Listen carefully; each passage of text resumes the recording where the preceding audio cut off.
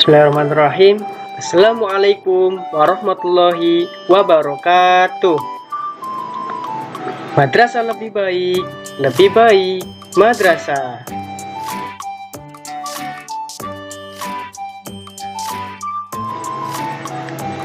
Halo anak-anak, apa kabar semuanya?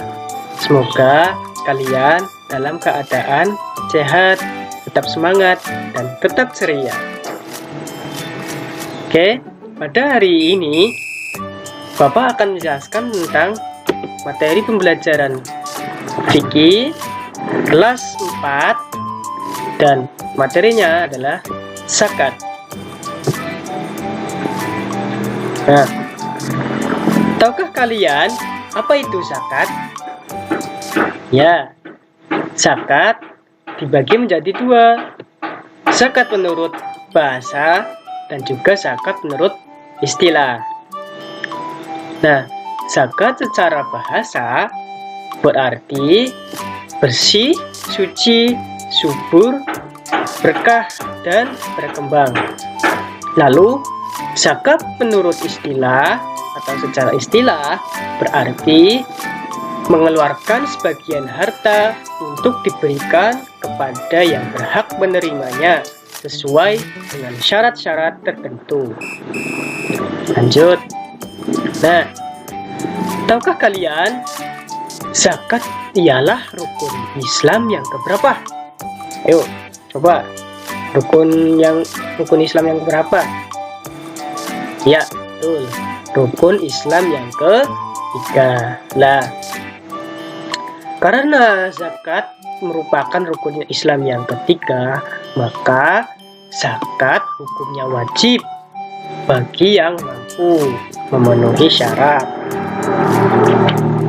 Nah, zakat dibagi menjadi dua, yaitu yang pertama zakat mal atau zakat harta, lalu yang kedua zakat fitrah atau zakat jiwa, atau juga bisa disebut dengan zakat nafs. Nah, yang akan kita bahas nanti yakni adalah zakat fitrah atau zakat jiwa. Nah, ini zakat fitrah. Nah, tahukah kalian apa itu zakat fitrah? Ada yang tahu zakat fitrah itu apa? Ya, betul. Nah, zakat fitrah ialah zakat yang wajib dikeluarkan oleh setiap muslim pada bulan Ramadan sampai dengan sebelum sholat Idul Fitri yang berupa bahan makanan pokok. Lanjut.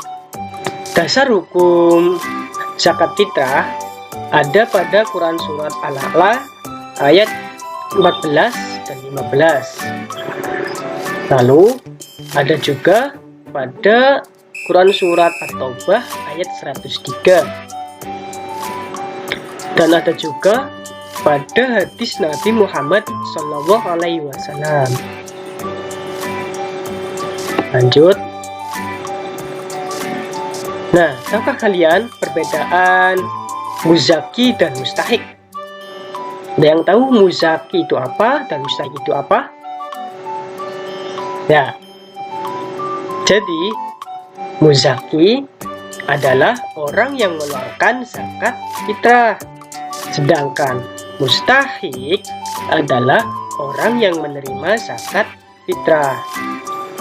Tuh, lanjut ya. Nah, syarat wajib zakat fitrah. Nah, syarat wajib zakat fitrah yakni diantaranya yang pertama, 1. Islam. Lalu yang kedua, merdeka. Lalu yang ketiga, masih hidup pada waktu terbenamnya matahari di akhir bulan Ramadan. Lalu yang keempat, bayi yang lahir sebelum tenggelamnya matahari di akhir bulan Ramadan. Lalu yang terakhir, mempunyai kelebihan harta. Nah, dari semua syarat tersebut, syarat wajib mengeluarkan zakat fitrah. Nah, kita kan termasuk umat Islam.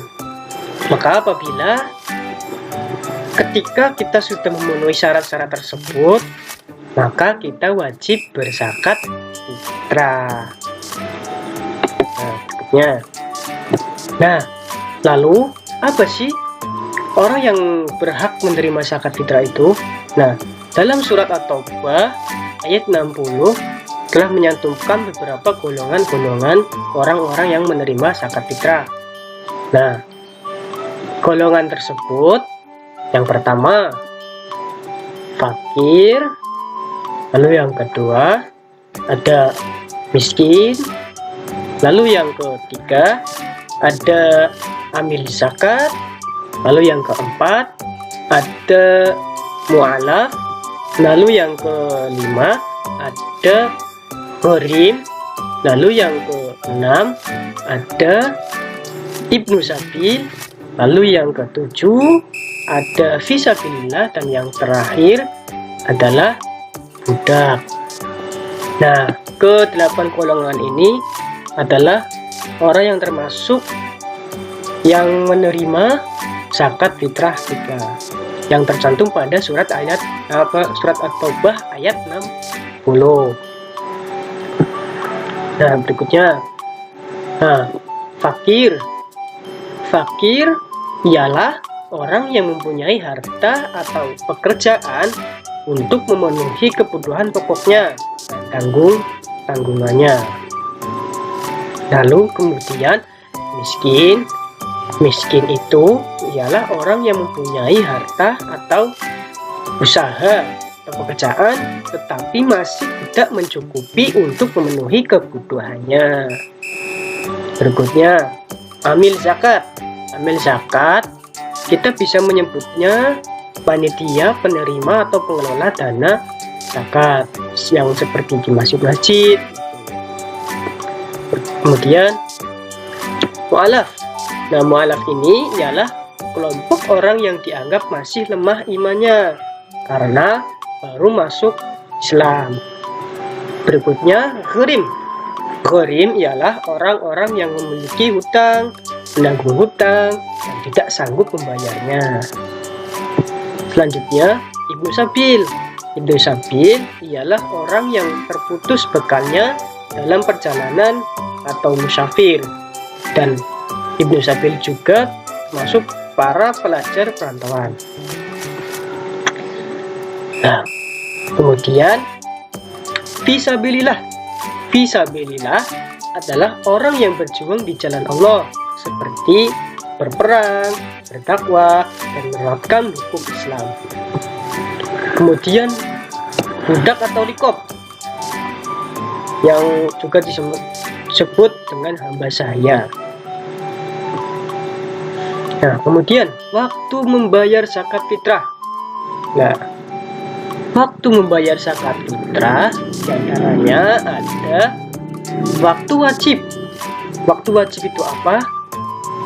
Waktu wajib itu sejak terbenamnya matahari pada akhir bulan Ramadan sampai menjelang sholat Idul Fitri. Kemudian ada waktu mubah. Waktu mubah ialah sejak tanggal 1 Ramadan sampai dengan akhir bulan Ramadan. Berikutnya lagi ada waktu afdol atau waktu yang lebih baik untuk mengeluarkan zakat fitrah.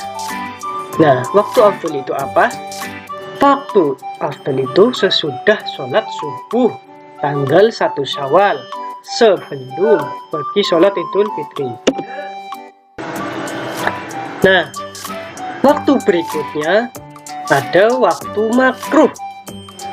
Waktu makruh ialah sesudah sholat Idul Fitri sebelum terbenamnya matahari pada tanggal 1 Syawal.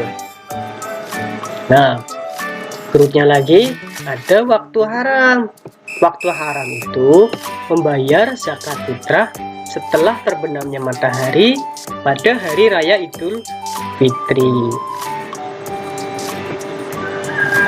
Nah, besarnya zakat fitrah. Nah, besarnya zakat fitrah setiap satu orang atau satu jiwa yang mengeluarkan zakat fitrah, maka zakat yang dikeluarkan itu sebesar 2,5 kg atau besarnya 1 sya atau setara dengan 3,1 liter. Nah, yang dikeluarkan zakat fitrah itu berupa bahan makanan pokok seperti beras, sagu, jagung, dan gandum. Nah,